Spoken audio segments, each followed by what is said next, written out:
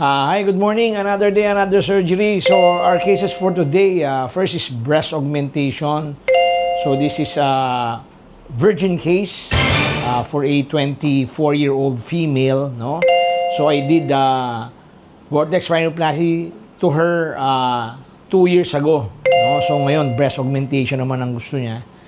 So, virgin case, madali lang yan. I'll ask her kung gusto niya ng axillary o yung endoscopic kasi gusto niya under the muscle. So I will offer the axillary approach, and we have one case of silicone rhinoplasty after our breast augmentation.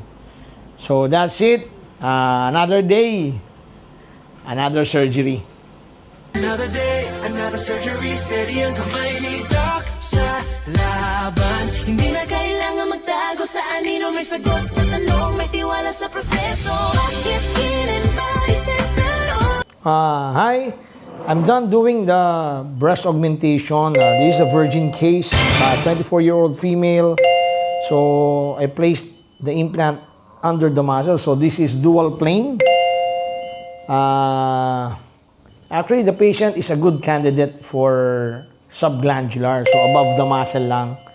But she requested the procedure to be under the muscle, so I did it under the muscle. So this is dual plane. Okay? So I will see her after a week. That's it. Another day, another surgery.